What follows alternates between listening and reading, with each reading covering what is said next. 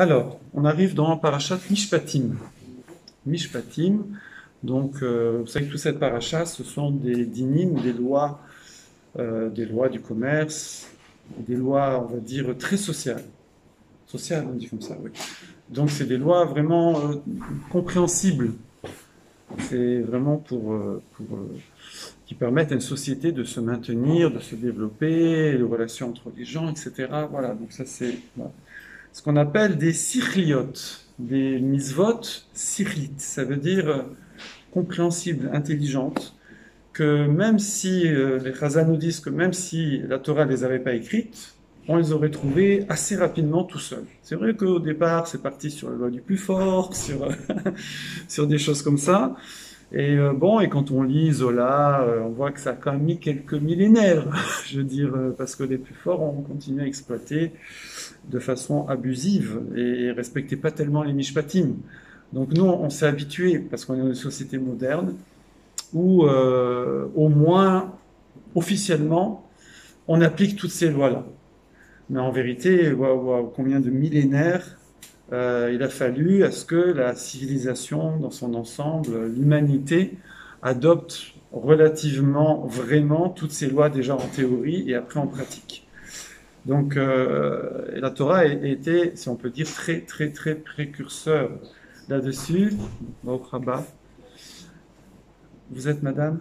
Je suis madame Amar. Amar, très bien. Alors, vous me direz si madame Nezri, vous la connaissez? Quand elle arrive, vous me direz... c'est bon. Non? D'accord. Alors, donc voilà. Donc ça, ce sont les lois des Mishpatim. Donc c'est des choses où les gens normaux, alors évidemment il y a des niveaux, il y a des degrés, mais on va dire les gens normaux sont attirés, ont un regesh, un sentiment positif lorsqu'ils appliquent ces lois, se sentent bien, et inversement ils sont repoussés, ça s'appelle soled, ça veut dire ils sont dégoûtés, je veux dire ils sont repoussés par ces transgressions, enfin quand ça correspond à des transgressions. Donc on va dire, on a l'impression que dans la nature humaine, on va dire dans le bon côté de la nature humaine, on a dit que c'est quand même il y a un développement, mais que dans le bon côté de la nature humaine, la nature humaine paraît en accord avec ces lois-là. Et pourtant, le parasha, elle commence en disant Ve'ele amishpatim asher tasim lifnem. Voici les lois que tu vas placer devant eux. C'est marqué Ve'ele. Et voici. D'accord? Et Rashi dit, quand on dit Ve'ele, chaque fois que c'est marqué Ve'ele, ça veut dire qu'on se rattache au sujet précédent. C'est un lien. Si on marque Ele, voici, c'est un nouveau sujet. Si on dit Et, voici, c'est la suite. Bon, c'est logique, oui. Et il dit, de la même façon que les lois qui étaient enseignées avant ont été enseignées au Har Sinaï, ça chauffe. Alors, de la même façon, ces lois-là aussi ont été enseignées au Har Sinaï. Bon, évidemment, toute la Torah a été enseignée au Har Sinaï. Mais c'est dans le sens de dire que, de la même façon que les lois, on va dire entre guillemets, qu'on appelle chukim, bienvenue, bienvenue, welcome.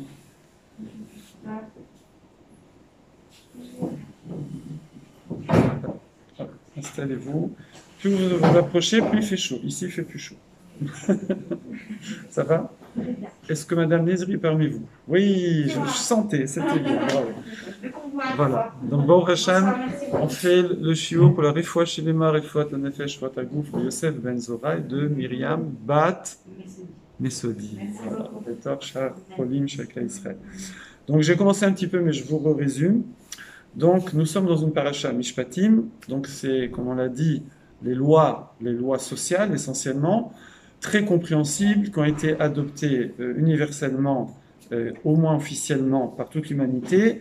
Mais comme on disait, ça a mis quelques millénaires. Il n'y a encore pas très longtemps, c'était pas tout à fait ça dans la pratique. D'accord? Voilà. Donc, mais malgré tout, ça correspond à une nature humaine. À une nature humaine, de choses vers lesquelles on penche, les choses positives, les lois positives, et les lois négatives qu'on doit éviter, voler, tuer, etc. Eh bien, c'est des choses qui normalement nous repoussent, nous choquent, d'accord? Quand les gens, Chazé Shalom, ils voient des choses comme ça de nos jours, alors il faut après aller voir un psychologue parce qu'il y a un traumatisme émotionnel, etc.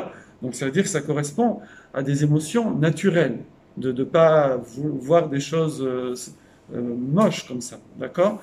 Et inversement, tout le monde est ému de voir des belles choses, de voir des beaux comportements. Donc ça correspond à quelque chose, ça trouve écho dans notre nature humaine, d'accord?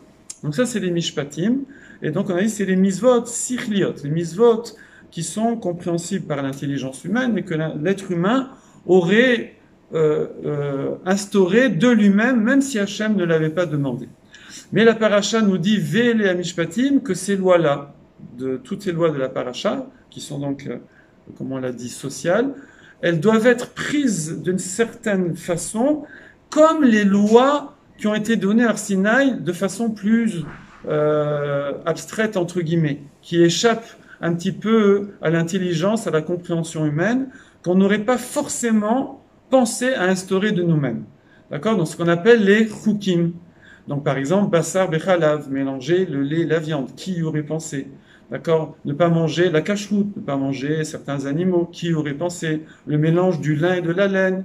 Et paradouma, la vache rousse. Donc ça, c'est des lois que personne n'aurait pensé à faire, même après des milliers d'années, on n'aurait jamais pensé à faire ces choses-là. Alors on nous dit que de la même façon qu'il faut prendre les lois qui échappent à l'entendement humain, à la nature humaine, il faut les prendre en tant que faire la volonté d'Hachem, sans chercher autre chose. Pareil, les lois sociales, il faut aussi, d'une certaine façon, les prendre comme des commandements divins. C'est la volonté d'Hachem. Même si ça trouve écho chez nous. D'accord? Alors attention, ça c'est un cours très... Il faut écouter jusqu'au bout. Parce qu'on va dire des choses qui peuvent se contredire et si on s'arrête... voilà, je dis ça pour quand c'est enregistré, pour ceux qui écoutent l'enregistrement. Donc, voilà ce qu'on a déjà posé. Pourquoi? Parce que c'est marqué Ve'ele et que Ve'ele amishpatim, ça veut dire qu'il y a une continuité entre les lois qui sont, entre guillemets, chukim, qui pourraient être échappées à l'entendant humain, et les lois compréhensibles, qui sont les mishpatim. Alors le Rav de Brisk, il explique quelque chose. Il nous dit, en vérité, ça, c'est la volonté divine. Akadosh Baruch Hu, il a voulu que sur certaines lois, on ait ce sentiment-là. Et comme il voulait interdire ces choses-là, alors il a créé chez l'être humain ce sentiment. C'est-à-dire, nous, on a l'impression que c'est quoi, qui était avant, la poule ou l'œuf? Qui était avant la poule ou l'œuf, d'après vous? La poule, d'accord? Hachem a créé des poules et ça a pondu des œufs. Voilà, nous, on a la réponse, il y en a qui cherchent encore. Donc, alors nous, on a l'impression qu'il y avait ce sentiment humain, et comme c'est quelque chose qui est répugnant, voler, tuer, etc., alors tous ces mishpatim, tous ces de tromper, de voler, de rouler, etc., eh bien d'avoir des faux poids, des faux mesures, toutes les lois qui sont dans cette paracha, de blesser quelqu'un, etc., eh bien on a eu l'impression que puisque c'est quelque chose de répugnant, alors Hachem l'a interdit. Alors le Rav de Brisk qui dit non, c'est le contraire. C'est le contraire. C'est comme Akadosh Baruch Hu a voulu placer ces lois-là, des interdictions ou des obligations, alors il a créé chez l'être humain un sentiment correspondant, ce qu'on appelle une argacha, un ressenti, qui est le titre du cours. Donc on a ce ressenti naturel parce que la Torah l'a interdit, parce qu'Hachem voulait l'interdire. Alors vous allez me poser la question, si c'est comme ça, pourquoi on n'a pas ce sentiment naturel pour toutes les lois? Pourquoi il y a certaines lois qui sont restées en dehors de notre ressenti, de notre argacha? Donc voilà ce qu'on appelait les chukim, les lois incompréhensibles, enfin entre guillemets, de l'être humain, de normal. Et pourquoi certaines lois, Hachem leur a associé un sentiment. D'accord? En fait, c'est parce que Kadosh Baruch Hu veut qu'on se développe sur ces deux plans. C'est sa volonté. Il a voulu que certaines lois, on les sente, et d'autres lois, on les sent pas, on les comprend pas. Et ça, en vérité, c'est un principe de pédagogie aussi très connu. C'est que quand on éduque nos enfants, eh bien, c'est vrai que de façon générale, il faut expliquer à l'enfant, et combien, vous savez, vous êtes des mamans, combien il faut expliquer combien des milliers de fois, ce qui paraît des fois évident, il faut réexpliquer, il faut avoir l'adhésion de l'enfant. Sinon, on rentre on n'est plus dans du chinou, l'éducation, on est dans du dressage, d'accord? Donc, il faut que, c'est ce qui permettra à l'enfant quand il sera indépendant et qu'on ne sera pas derrière pour lui mettre la trécha ou lui donner le bonbon, c'est ce qui fera qu'il continuera à faire les choses. Mais il faut malgré tout qu'il y ait une part de choses où, bah là c'est maman qui a dit, c'est papa qui a dit. C'est vrai que souvent on va expliquer, mais il faut qu'il y ait une part où il accepte, si on peut dire, extra. Là c'est, voilà. Alors, on fait une petite pause. On faisait le parallèle donc entre l'éducation et le fait qu'Kadosh Baruch Hu nous a rendu accessible au niveau de notre ressenti, de nos sentiments, certaines lois, donc c'est les mishpatim, et a laissé certaines lois en dehors de notre compréhension, de notre ressenti. Et ça, c'est ce que on va appeler, tous vous savez ça, Naaseh Venishma, d'accord, de faire et de comprendre. Alors il y a beaucoup d'explications, on va en voir une ici. Vous n'êtes pas sans ignorer que Akadosh Baruch Hu, par esprit de justice, avant de nous proposer la Torah, il a proposé aux nations. Oui, vous connaissez ça. C'est un midrash dans Echa et un midrash dans Tanhuma. Donc la Torah orale, les midrashim. Et là-bas, c'est marqué que chaque nation, ici on va juste résumer, on va pas répéter tout le texte, mais chaque nation a refusé. Enfin, elle a demandé qu'est-ce qu'il y a dans la Torah. Akadosh Baruch Hu, pour pas perdre de temps, il leur a dit directement ce qui les dérange. Donc, on va pas citer de nom, mais il y a une nation, elle aime bien au fil de l'épée, c'est la guerre, d'accord? Je vous laisse deviner. Il y a une autre nation, elle a un petit peu du mal avec la propriété d'autrui, enfin plutôt elle a du bien, ça veut dire, ouais. Donc c'est le vol. Et donc, ils ont dit non, non on peut pas parce qu'on est proutzim. Proutzim, paroutz, une pritsa, c'est une brèche. Ça veut dire c'est pas notre truc, quoi. Alors, ça veut dire quoi? J'avais jamais tellement compris ce midrash-là. Ici, le Siftei Chaim, ce que je partage avec vous, c'est le Siftei Chaim Rav Friedlander Zatzal, qui est un Rav qui a quitté ce monde il y a quelques dizaines d'années, vraiment contemporain. Et donc, il explique d'une façon magnifique. C'est qu'en fait, même dans les mishpatim, même dans les lois compréhensibles, puisqu'ici, ne pas voler, ne pas tuer, c'est vraiment la base, d'accord? C'est même dans les 7 mitzvot bnei noachid. Donc, c'est vraiment la base d'une société. Donc, tout le monde ressent ça, d'accord? Mais eux, ils ont, chaque Oumma, chaque nation a un Yetzer Hara particulier. Elle est venue pour l'arranger, d'accord? Et donc, eux, c'est vrai que la Torah, évidemment, la Torah, le but, ça va être de se changer, d'évoluer, de progresser. Mais eux, ils ont dit, voilà, ça, on peut comprendre. Bon, de toute façon, ils n'ont pas eu le temps de voir le reste. Mais ça, on comprend pas. C'est-à-dire que pour eux, bien que pour le reste de la population, c'est normalement un mishpat, c'est une loi compréhensible, mais pour eux, c'est un chok. C'est quelque chose, ils le ressentent pas. Ils le ressentent pas puisqu'ils ont cette pulsion qu'ils n'arrivent pas à maîtriser. Et c'est pour ça qu'ils ont refusé la Torah, d'accord? Et après, Akadosh Baruch Hu nous l'a proposé. Et nous, on n'a même pas demandé qu'est-ce qu'il y a dans la Torah. Je fais pas la blague classique, hein. C'est gratuit, on a pris, non, je sais pas ça. Voilà. Donc nous, on n'a pas demandé. Pourquoi? Parce que Moshe Rabbeinu nous avait déjà enseigné Naaseh Venishma, qui est un sod, qui est un secret que les malachim lui ont confié, qui est le fait que il y a une partie qu'on va comprendre, Nishma, et il y a une partie Naaseh qu'on fera. Après, c'est même, ça peut se faire donc sur 2 catégories de mitzvot, ou ça peut se faire dans 2 phases.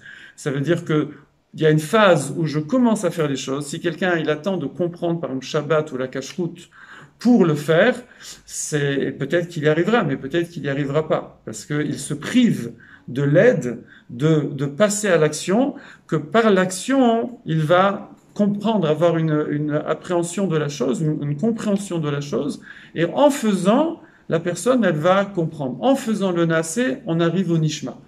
Mais il y a aussi des lois, comme on a dit, les Chukim, où on a beau faire, ça n'arrive pas à un Nishma. Ça veut dire, ça n'arrive pas à un ressenti. D'accord? C'est ce qu'on appelle les Chukim. D'ailleurs, le Rabbi Yerucham de Mir, Zatzal, il disait on dit ce qu'on appelle le ta'am des mitzvot. Alors nous, on traduit comment le ta'am des mitzvot? La raison des mitzvot. Oui, donc on veut savoir pourquoi la kashrut, pourquoi les tfilin, pourquoi les tsniout. C'est le ta'am des mitzvot, c'est la raison des mitzvot. On traduit comme ça en français, et c'est une traduction qui passe, oui.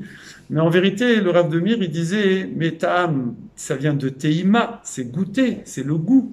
C'est le goût, et ça veut dire que chacun, selon son niveau de neshama spirituel, il va avoir un goût différent dans les misvot.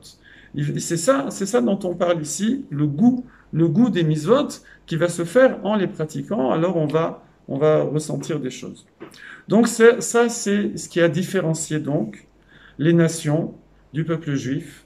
C'est que les nations n'ont pas connu, n'ont pas perçu cette notion-là, qu'il y a une partie de la Torah qui échappe à l'entendement humain. En plus, la partie qui leur échappait, c'est une partie qui normalement devrait être compréhensible par l'être humain, mais ce n'était pas leur cas. Alors ce qui est un peu dommage, c'est qu'en vérité, ils n'y ont pas échappé.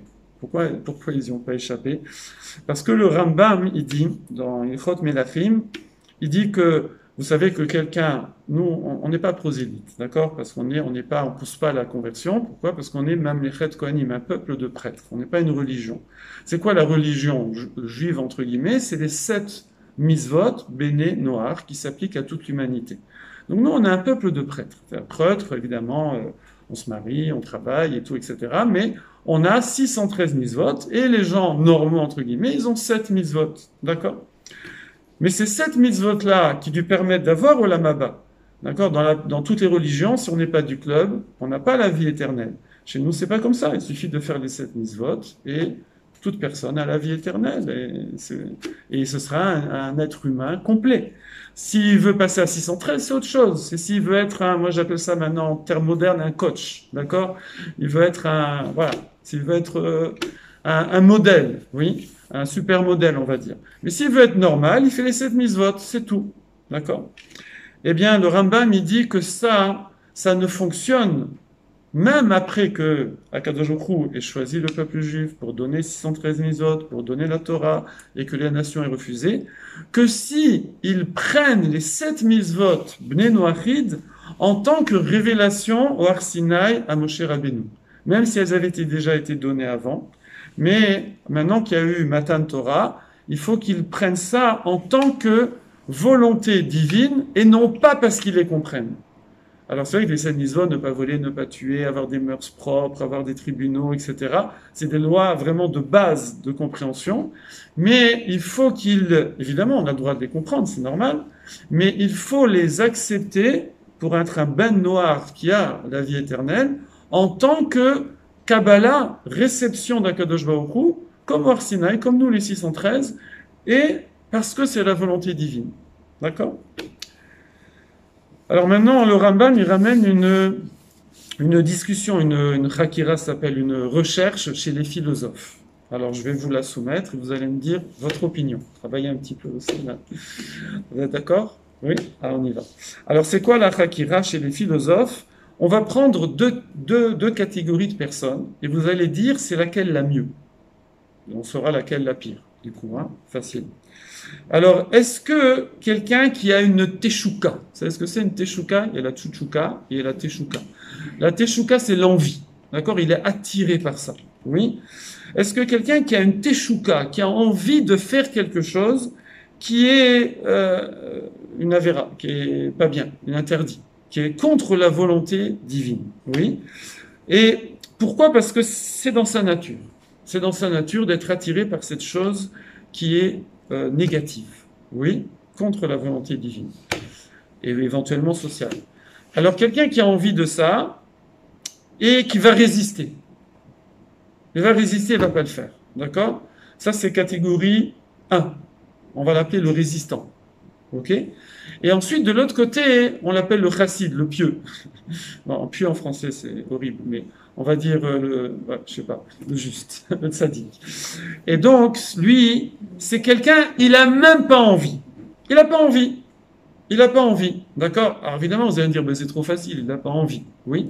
Alors, à votre avis, quel est celui qui est au plus haut niveau? Celui qui a envie, mais qui résiste, ou celui qui n'a pas envie, et donc, il n'a pas besoin de résister, il ne fait pas. Alors, résistant ou le pieux. Alors, qui dit résistant? Bravo. Très bien. Qui dit le pieux? Ah. Alors, les philosophes, ils ont l'air de dire plutôt que c'est le pieux. D'accord? Pourquoi? Et c'est vrai qu'on retrouve une source dans le roi Salomon, Shlomo Améler, dans Michelet, où là-bas on voit, c'est marqué Nefesh Ra'a Otara, que des fois quelqu'un, il fait rien de mal, mais il a envie de faire du mal, ça s'appelle déjà un rachat. Il y a une notion de rishout, de mécréance, d'être mauvais, dans la passivité, juste parce que j'ai envie, même si je fais pas. D'accord? C'est déjà pas bien. Voilà. Donc, ça, les philosophes, ils pensent comme ça. Mais le Rambam nous ramène il dit comme ça, il dit il se trouve que quelqu'un qui a envie de faire, qui a cette volonté de faire des choses interdites, et qui va résister, alors il a un mérite qui est plus grand. D'accord? Et c'est marqué dans Pirkei Avot, les foum, Sahara, Agra. Selon l'effort et la récompense, on traduit, la construction. Ça veut dire que cette personne-là, quelque part, elle a un grand mérite. Elle a un grand mérite parce que elle est tentée par ça et elle surmonte. D'accord? On voit que Rabbi Shimon Gamliel, il disait, le yomar adam yavshi le'echol basar vechalav. Il faut pas dire, non, moi je mange pas le mélange de lait, le lait et la viande, c'est dégoûtant. D'accord? Il doit dire non, j'aimerais bien, mais je le fais pas parce que Kadosh Baruch Hu m'a dit de pas le faire. J'aimerais manger du kosh, oui, pas du coach, hein, mais du coup, hein. Mais Hachem, il m'a dit de pas en manger. J'aimerais habiller du chatnaise, bon, je sais pas pourquoi, mais bon, pourquoi pas, du lin, la laine, c'est branché le lin, mais Hachem, il m'a dit de pas le faire. Donc on voit qu'il y a une notion où apparemment on n'a pas honte d'être attiré par certaines choses, on peut le dire, même, il faut même le dire, mais simplement Hachem, il a dit que non. Alors c'est pour ça que je le fais pas. D'accord? Bon, je pense que vous avez deviné c'est quoi la réponse. En vérité, vous avez toute raison. Oui, ça dépend des mitzvot. Ça dépend des mitzvot. Hein. C'est-à-dire que si c'est des mitzvot qu'on appelle sichliot, qui sont compréhensibles, donc comme les mishpatim, ne pas voler, ne pas avoir des mauvaises mœurs, etc. Alors là, effectivement, c'est quelqu'un qui va arriver à une pureté d'âme alors bon, il y a la naissance évidemment, il y a l'éducation, mais après il y a le travail de chaque personne pendant sa vie, grâce à la Torah, grâce à l'expérience de la vie. Quelqu'un qui va réussir à annihiler comme ça des pulsions négatives, contraires à la Torah, qui sont des pulsions compréhensibles, d'accord, que c'est pas joli de faire ça, dans le sens qu'on comprend que c'est pas joli de faire ça. Alors, effectivement, il est plus grand que celui qui a encore envie de faire ces choses-là, mais qui résiste. C'est-à-dire qu'il faut arriver jusqu'à ne plus avoir envie. Et on a tous, je pense qu'on a tous dépassé 20 ans, là, à peu près, ouais. Donc, sans vexer personne. Donc, je n'oserais pas à 30. Hein. Donc, c'est vrai qu'on a tous connu ça, qu'il y a des choses comme ça qui nous tentaient, et Bobo Hacham, avec le temps, ça nous dit plus rien du tout. Ça nous dit plus rien. Ça y est, on sait que ça ne mène nulle part, ça sert à rien. Donc on a ce qu'on appelle la maturité. On a mûri. Oui. Eh bien effectivement, c'est un niveau plus élevé. Moins quelqu'un aura envie de ces choses qui sont contre la volonté divine et qui sont compréhensibles par l'être humain, plus il est à un haut niveau. Mais par contre, dans les mitzvot qui sont des choukim, et d'ailleurs si on regarde l'exemple qu'a donné Rabbi Shimon Gamliel, c'était des choukim, le chatnez mélange le lin et la laine, le bassar bechalav, le lait et la viande, c'est des choukim. Ce sont des choses qu'on n'aurait jamais inventées, qu'on ne comprend pas, façon de parler. Évidemment, il y a un peu des explications, la viande, de la maman, enfin, et le lait de la maman, la viande du bébé, de l'agneau et de la brebis, de la chèvre, bref. Le lin et la laine, bon, le lin c'est végétal, animal, et puis il y a Caïn, c'était le lin, et Avel c'était la laine, il y a eu la dispute, la cache-route, il y a des animaux qui sont dégoûtants, donc on n'a pas envie de les manger, vous voyez. Donc c'est vrai il y a un petit peu de compréhension comme ça qu'on peut ressentir un peu, mais on va pas aller jusqu'au bout de la compréhension de ces mitzvot. Alors là, effectivement, il n'y a pas de gêne entre guillemets. Au contraire, il faut se dire, c'est bien, c'est bon, admettons, mais Akadosh Baruch Hu, il me l'a interdit. D'accord?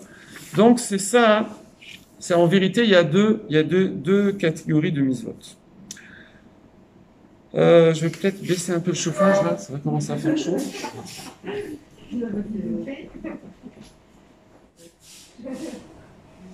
là on est à 28.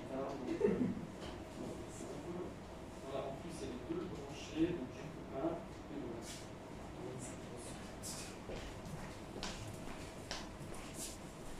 Et voilà. Oui. Comment? Pour les cookies, oui. C'est les personnes qui ont envie, qui se retiennent, qui ont plus de mérite. Voilà. Et l'inverse pour les... Et c'est l'inverse pour les mishpatim. Exactement, exactement. Alors maintenant, on a dit que Akadosh Baruch Hu nous a fait un grand chesed, parce que quand même, il a beaucoup de mitzvot, on les ressent, on les comprend. C'est des mishpatim. Il n'y a pas beaucoup finalement de chukim. Oui. Bien que dans les là, il n'en parle pas trop, mais il faut savoir que dans les mishpatim, il y a une part de chukim. Ça veut dire que quelqu'un, il comprend que voler, c'est pas joli, mais à un moment, la faim le pousse. Il va y avoir des fois des circonstances où si quelqu'un, il prend les mitzvot qu'en tant que mishpatim, ça peut arriver à ce que, d'accord, qu'il transgresse, parce qu'il dit, ah, oui, mais là, c'est spécial. Exception. D'accord? Donc, il y a, même dans les mishpatim, même dans les lois compréhensibles, il va y avoir des cas, il va y avoir des limites à la compréhension humaine, où il y a des cas où on le fait parce que c'est comme ça, un point c'est tout, et il n'y a plus à réfléchir. Oui. Maintenant, pourquoi Akadosh Baruch Hu, il nous a donné cette argacha dans la plupart des mitzvot, ce ressenti dans la plupart des mitzvot? C'est pour nous aider en vérité. C'est pour ça que j'ai dit, il faut écouter jusqu'au bout. Parce que c'est vrai que on a besoin de faire donc les mitzvot parce que c'est la volonté divine.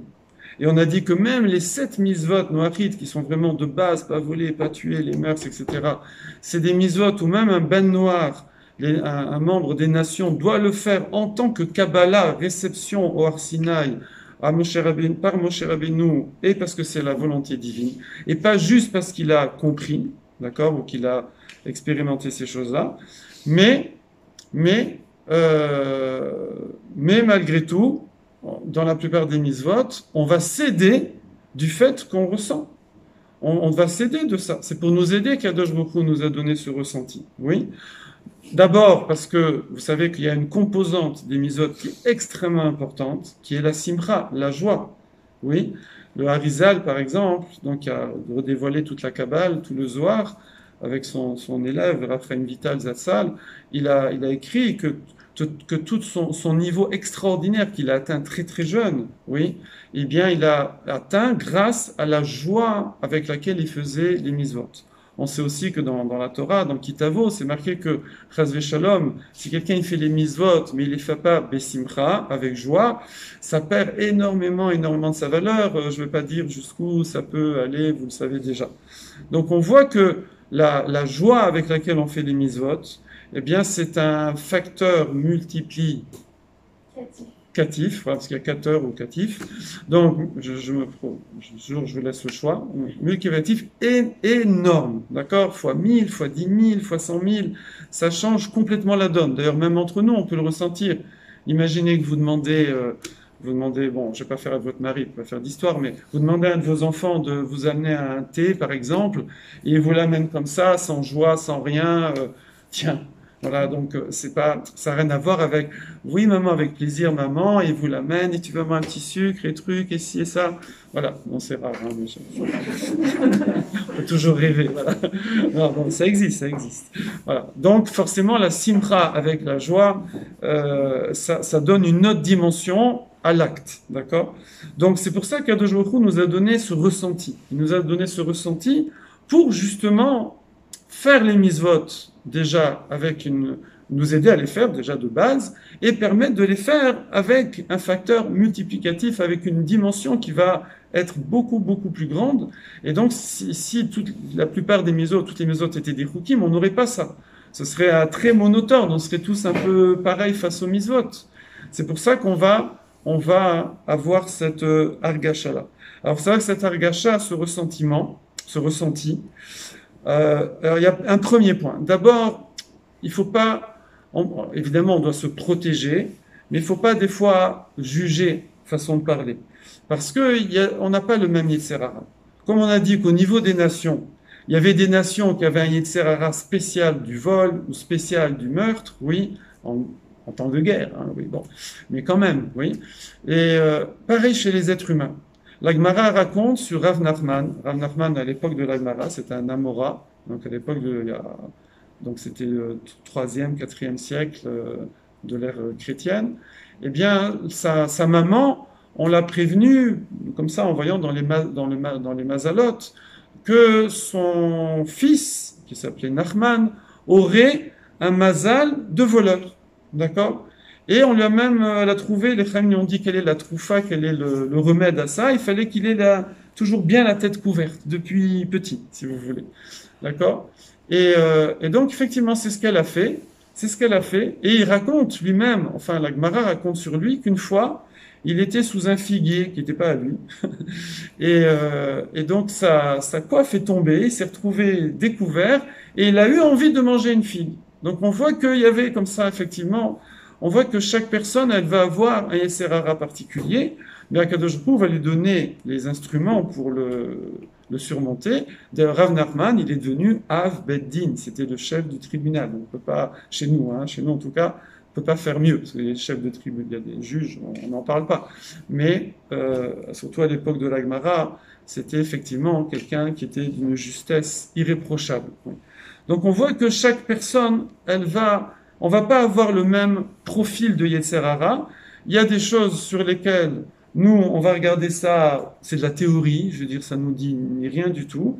Et il y a d'autres personnes pour qui, là, c'est un combat. D'accord? Bon.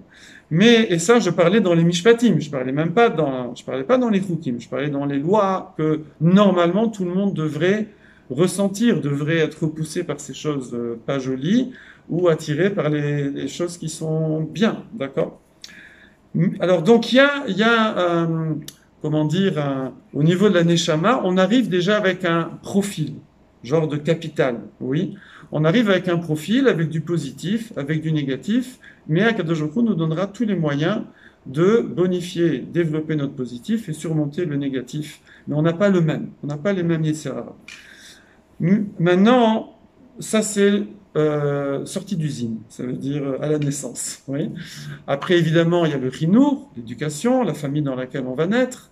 Rashi, il ramène Rashi sur le fromage, il dit que les douaniers sont des fils de douaniers. Les douaniers, ils engendrent des douaniers. Alors, un douanier, vous allez me dire, il n'y a rien de mal. Des douaniers, c'est bien, c'est de la police, non? C'est des gens, normalement, qui devraient être clean. Non, à l'époque, le douanier, c'était des taxeurs. C'est des gens qui taxaient sur les ponts, qui taxaient. C'était un peu comme ça, un peu libre, vous voyez. Je veux dire, celui qui est fort, il se met sur un pont, et celui qui veut passer, il paye. C'est ça voilà. Ça s'appelle de la mafia. Oui, en français. Du racket, je sais pas, racket, voilà. Donc, ça veut dire que dans la famille, forcément, quelqu'un qui a des mauvais exemples, même sur les lois qui normalement sont compréhensibles, imaginez quelqu'un qui est né en Sicile, là-bas dans la mafia, pour lui, les choses sont normales, il fait comme ça. Voilà. En tout cas, je prends l'accent, je sais pas, pour mieux réaliser les choses. Voilà. Donc, il y a donc l'éducation, le chinour, et ensuite, les Chazal nous disent il va falloir développer ces argachot. Il faut développer ces ressentis que nous avons. Il faut les travailler avec le moussard, avec l'étude. Alors c'est vrai que le moussard, il y a des livres de moussard, il y a beaucoup d'histoires dans la Gemara, dans le Talmud, et on a aussi les Maasim Tzadikim, et souvent on écoute beaucoup de shiurim où il y a des histoires et ça développe énormément le regesh, le ressenti. Et ça c'est notre capital qu'on va développer, qu'on va épanouir pour justement mieux faire ces mitzvot ou les faire avec plus de joie. Et inversement, il faut faire attention de ne pas abîmer ce capital. Il ne faut pas l'abîmer. Ça veut dire qu'une personne, vous savez qu'il y a un principe dans la Torah que Adam, Nif'al, Lefi, Peulotav. Un homme, mot à mot, ça veut dire il s'actionne selon ses actions. Ça veut dire il se travaille, il se construit en fonction de ses actions. Ça veut dire que quelqu'un qui fait des actions positives, il se positive. Quelqu'un qui fait des choses pour X raisons, des fois c'est parce qu'il est obligé même, pour des actions négatives, alors il se détériore.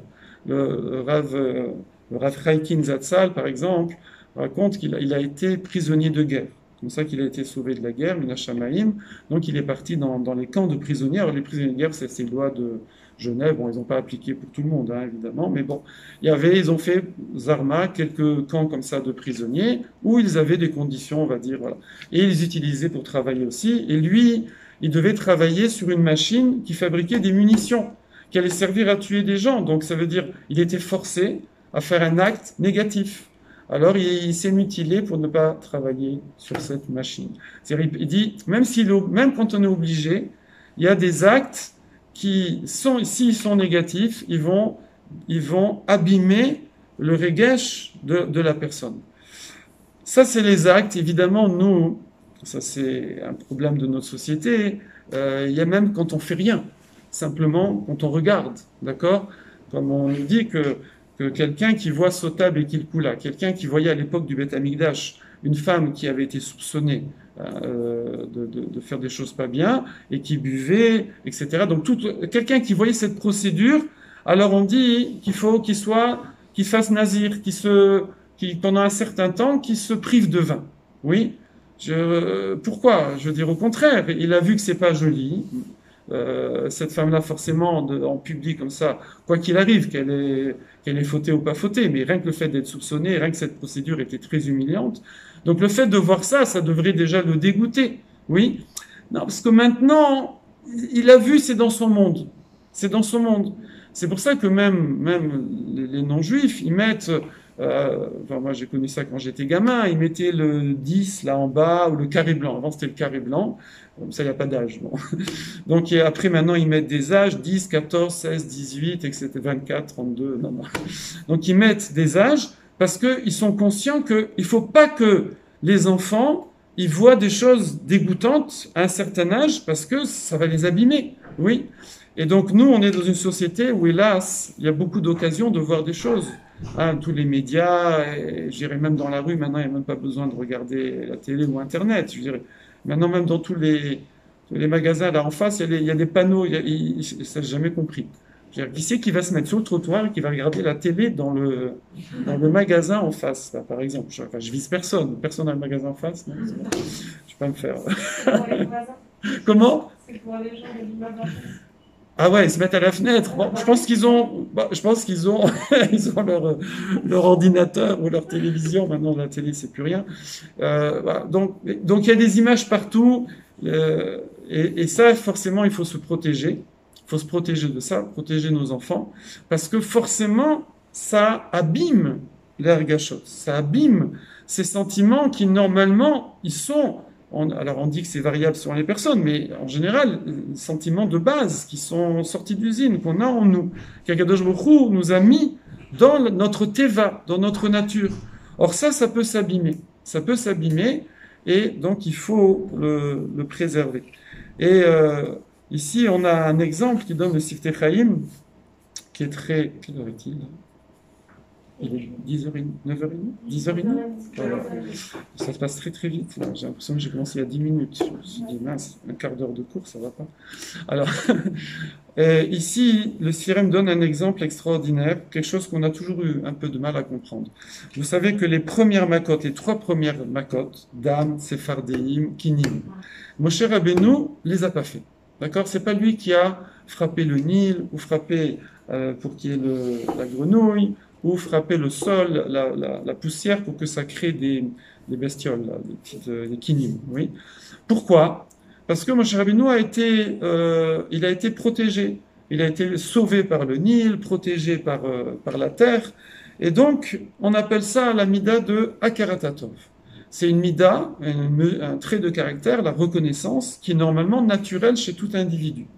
Mais hélas, ça peut se détériorer, voilà, ce qu'on a dit avant, ou ça peut s'améliorer, se développer.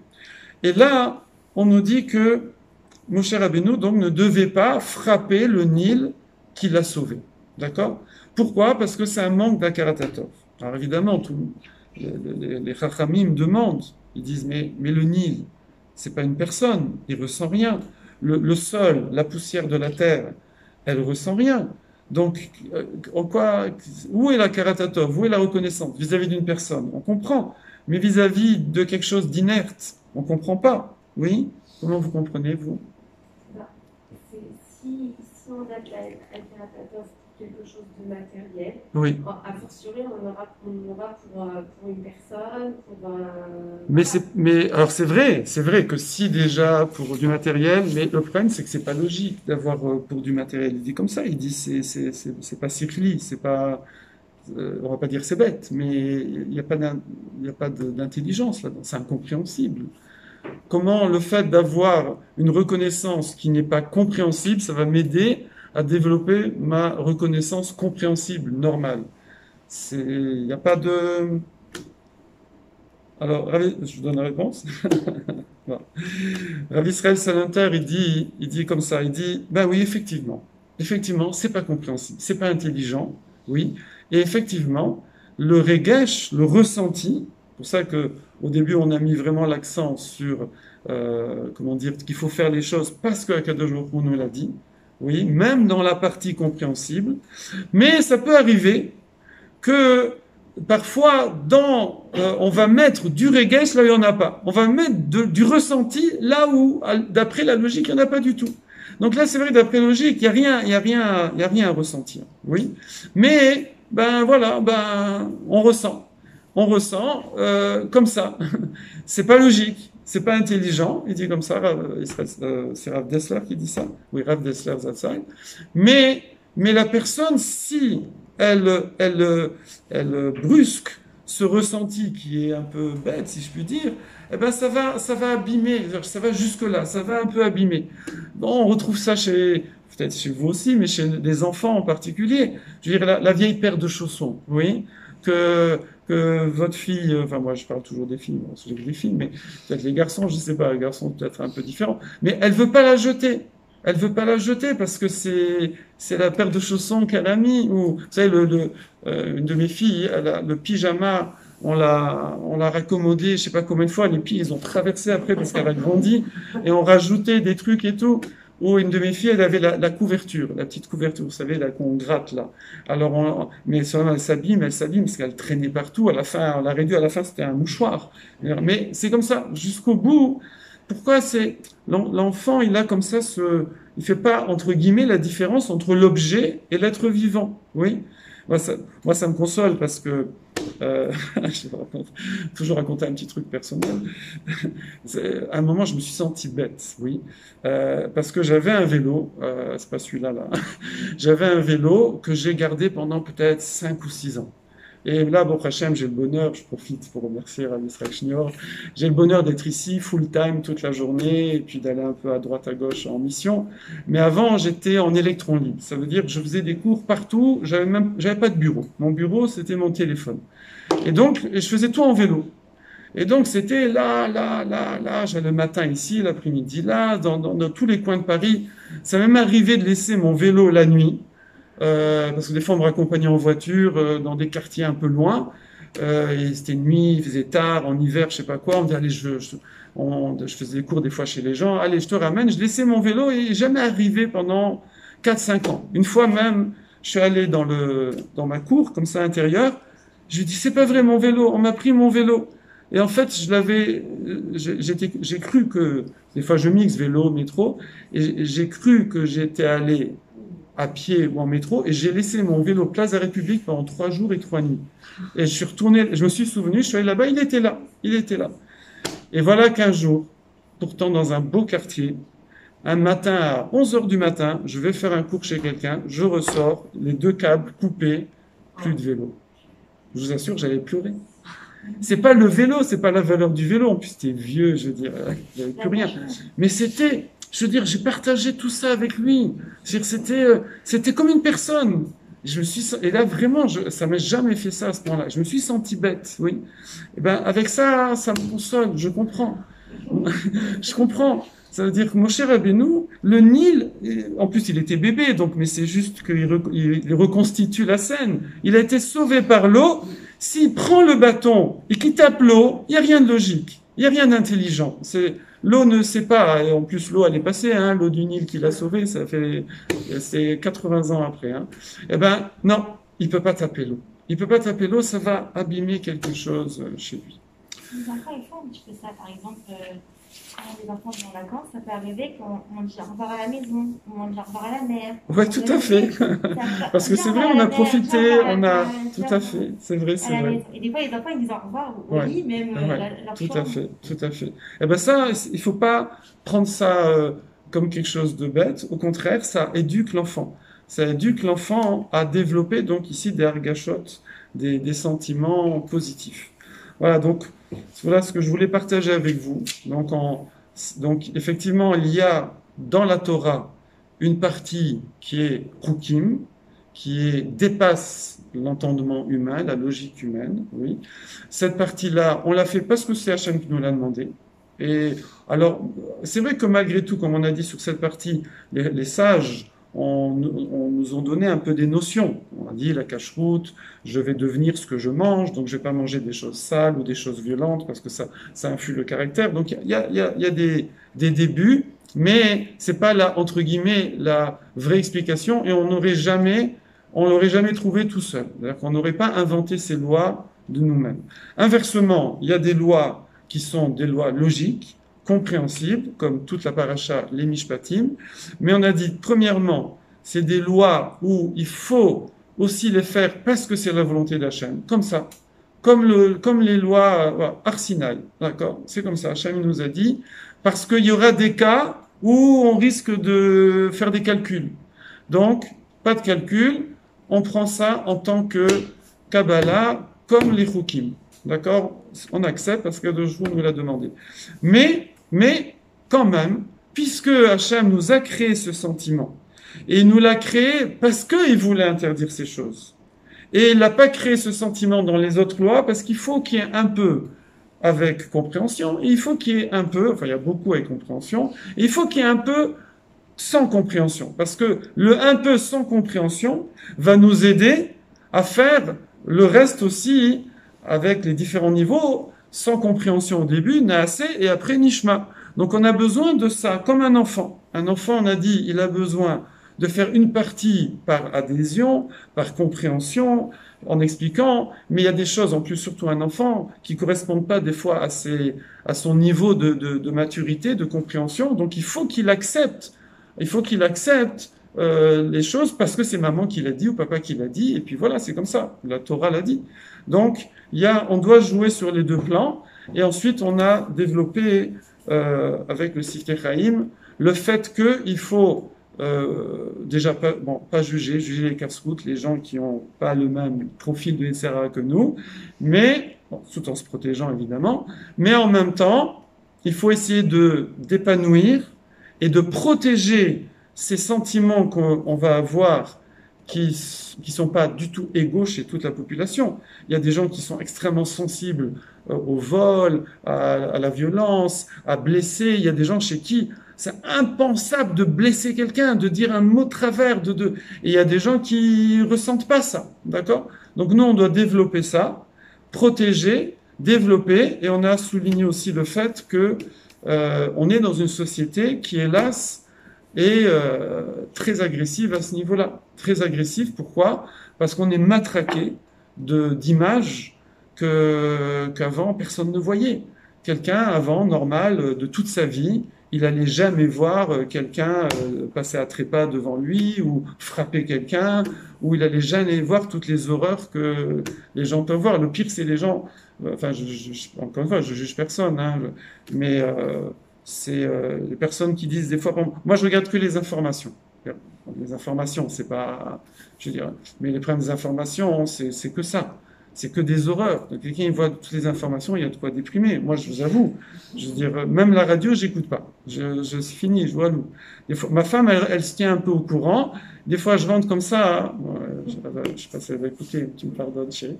Mais elle veut me raconter. Je lui dis, je veux pas savoir. Je veux pas savoir. Je veux dire, pourquoi? Non, je veux pas. Là, même la radio, c'est walou. Je veux pas, parce que plus quelqu'un, il va, des sales choses rentrent dans son monde, et donc ça abîme ses sentiments comme ça. Comme on a dit, voilà, les jeux vidéo, par exemple, on a fait, les gens, les sociologues, les psychologues ont fait le lien entre les gens qui n'arrêtent pas de tuer sur un jeu vidéo et qui, à la fin, vont casser cette inhibition. Il y a Chazé Shalom, j'avais entendu, ouais, bah, à l'époque j'écoutais encore, qu'il y avait des jeunes comme ça qui, aux États-Unis, Chazé Shalom, ils ont tué un jogger parce qu'ils voulaient voir ce que ça fait. D'accord? Tellement ils ont fait en faux, ils voulaient voir ce que ça fait en vrai. Bon, ça paraît dingue, mais voilà. On va pas finir là-dessus. On va pas finir là-dessus. On va finir sur voilà, cette belle image d'un enfant qui a comme ça tous ces sentiments qui sont frais, qui sont purs, de reconnaissance vis-à-vis de l'inerte. Et bien ça, il faut en tenir compte. Donc on prend pas, ça me rappelle encore un souvenir, quand j'avais entre 4 ans et 8 ans, je me souviens. Alors, on habitait à Nîmes. Donc on était dans un immeuble, et derrière l'immeuble, il y avait une sorte de, un espèce de, je sais pas comment on dit, un préau, quoi, un petit truc, où là il y avait les poubelles. Oui, il y avait les poubelles. Et moi, j'allais là-bas pour aller récupérer les jouets que ma mère jetait. Ah, ma mère aussi, elle écoute le cours, elle va me tuer. Oh là là. Et je me souviens, j'ai retrouvé mon nounours, j'ai retrouvé mon lapin, oui, maman. Elle va rigoler. J'ai retrouvé mon château fort et tout. Parce que bon, c'est vrai, c'était vieux, c'était un peu usé et tout. Au bout d'un moment, bon, voilà, on achète des nouveaux jouets, alors hop. Et moi, je repasse régulièrement là, parce que ça restait longtemps là. C'était pas tous les 3 jours là, c'était une fois tous les 15 jours qu'ils allaient ramasser. Et moi, je passais là et hop, je ramenais. Voilà, donc il faut respecter cette pureté qu'il y a chez les enfants et continuer à la développer. Oui. Après, il y a des outils, par exemple Facebook. On peut Oui. aussi bien écouter des cours de Torah sur Facebook que des vidéos qui passent, qu'on ne Oui. devrait pas forcément voir et qui emmènent à d'autres vidéos, parce que c'est des liens qui emmènent à d'autres Oui. liens, qui emmènent à d'autres. Oui. Et du coup, alors, il y en a qui sont pour le plus Facebook du tout, Oui. ou au contraire, maintenant garde-le parce qu'il y a quand même du positif. Oui. Mais, Alors, voilà. c'est vrai que bon, moi j'utilise les réseaux parce que avec les jeunes. C'est aujourd'hui la Torah, elle passe énormément par les réseaux. Alors, il y a déjà, bon, c'est vrai que on peut beaucoup sécuriser. Alors, attention, hein, je suis pas en train de dire allez-y, faites Facebook, Instagram, etc. Mais c'est vrai qu'on peut beaucoup sécuriser. On peut beaucoup sécuriser. On peut, voilà. Mais enfin, il y a une règle générale, on va dire.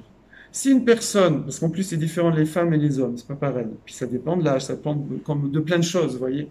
Mais c'est sûr que si quelqu'un, il voit qu'il arrive à gérer et que, bon, on va dire qu'il a une utilité, alors il arrive à gérer, il a une utilité. Mais si il n'arrive pas à gérer, il voit que ça déraille, alors des fois il est obligé de couper court. Et tant pis pour les cours. Il y a plein de sites de cours qui passent ni par YouTube, ni par Facebook, ni par je sais pas, Instagram, etc. L'exemple qu'on donne, c'est la Brit Mila. D'accord? Donc la Brit Mila, c'est une des plus grandes misvahs qui soit. On ne compare pas les misvot. Mais on voit que si il y a un frère, on fait la Brit Mila, je ne sais plus quand c'est la je crois que c'est 2, on ne fait pas le 3e, ou 1, on ne fait pas le 2e, je ne me souviens plus si c'est à partir du 1er ou du 2e. S'il y a des frères où la Brit Mila s'est montrée dangereuse, on fait pas ensuite au nouveau-né. D'accord? Oui, oui. Alors, il faudra demander à Rav Yitzhak si c'est à 1 ou 2, mais on fait pas parce qu'on voit qu'apparemment il y a quelque chose. Alors, je ne sais pas maintenant au niveau médical, parce qu'au niveau médical, maintenant, on peut dépasser de ces choses-là, mais avant, en tout cas, c'était comme ça. Donc, c'est pareil, je veux dire, faire des études, par exemple. Faire des études, voilà, on doit avoir un métier. Mais si un enfant, on voit qu'il n'arrive pas à gérer, alors ça devient un danger pour lui. Donc, on est parfois obligé de ne pas. Ça peut aller même, on va dire, des choses plus simples. Moi, je connais un rave que je ne vais pas citer. Vous connaissez beaucoup. C'est pas Rav Yitzhak Schneur. Il n'est pas en France. Mais bon, c'est quelqu'un de très proche. Et ben, il n'arrivait pas à gérer la nourriture. Donc, il rentrait plus dans la cuisine. Voilà. Il ne rentrait plus dans la cuisine. Ça veut dire, il ne mangeait que dans le salon et que ce qu'il y avait dans le salon. Il rentrait plus. Donc, s'il avait besoin de quelque chose, il demandait. Et s'il n'y a personne pour lui donner, eh ben, il ne mange pas. D'accord? C'est comme ça. Donc sa femme, elle va lui laisser des fruits, elle va lui laisser ce qu'il faut, donc tout ce qui est diététique. Il avait fait un éder pendant un certain temps de ne plus rentrer dans la cuisine. Quand des fois on n'arrive pas à se gérer, on met des barrières. D'accord? Donc, pareil pour les réseaux, si, admettons, une dame, elle écoute les cours et tout, et bon, Hacham, il n'y a rien, je veux dire, elle va jamais voir des bêtises, ni rien du tout. Bon. Bon, voilà. Mais si quelqu'un, il voit que, alors ça y est. Pourquoi il n'arrivait pas à rentrer à la cuisine? C'est parce qu'il avait une phobie de rentrer à la cuisine? Non, ne pourrait pas être tenté de manger. Parce qu'il n'arrivait pas. Voilà. Donc, il y en a d'autres, carrément, ils ne rentrent plus rien dans la maison qui n'est pas diététique. C'est-à-dire, on ne rentre plus tarte aux fraises, tout ça, glace, chocolat, tout ça. Enfin, chocolat noir, 70%, ça. Voilà. Donc, des fois, voilà, on met des barrières. Donc, c'est un petit peu la même chose. Moi, je parlais surtout de la limite de temps. Oui. Maintenant, sur l'iPhone, on peut voir, on a passé tant d'heures. Il y a aussi ça, c'est vrai. Il y a aussi la limite. Il y a aussi le coucher. Parce que les enfants, ils restent jusqu'à minuit, 1h du matin, 2h. Quand j'ai les enfants, il y a des adultes. Hein. Des adultes, même des adultes très. Des hautes professions, comme on dit, qui se relèvent le matin, ils ont passé la nuit sur des trucs. J'ai eu des témoignages comme ça. Ça fait un peu. J'ai un ami qui travaille ingénieur informatique, travaille dans une grosse boîte. Il m'a dit, il y a des ingénieurs qui arrivent le matin, ils ont passé la nuit blanche sur des jeux vidéo, des trucs. Il y a des gens qui ont disjoncté avec des choses comme ça. Alors, quand quelqu'un il voit que ça part, il faut stopper effectivement. Mais nous, on a ce challenge dans notre société. C'est que toutes ces belles choses qu'Hachem a mis dans notre Neshama de base, d'accord, toutes ces ergashot, ce ressenti qui est là pour nous aider, alors il ne faut pas l'abîmer. Non seulement il faut le développer, mais en plus il ne faut pas l'abîmer. Donc Moshe Rabbeinu, lui, pour ne pas l'abîmer, il ne frappe pas le Nil. Nous, c'est encore un autre dossier. Voilà ce que j'ai partagé avec vous. Kol hakavod en tout cas de vous déplacer pour les shiurim et tout. Vraiment, c'est un grand route, il faut savoir. Parce qu'on dit les fum sahara gra, comme on dit, selon les forts, on dit srar psia. Chaque pas qu'on fait pour aller à la synagogue, pour aller à un shiur, c'est une autre dimension. C'est vrai que c'est bien d'écouter des shiurim à la maison. C'est mieux que ça que regarder je sais pas quoi ou rien faire. Mais aller au shiurim, c'est voilà, tout ce qui compte dans la vie, tout ce qui paye, tout ce qui construit, c'est les efforts. Donc nous, on est une société qui nous pousse à la facilité, tout facile, vite, sans effort à domicile, etc. Voilà. Donc il faut continuer à faire des efforts. Avec vous.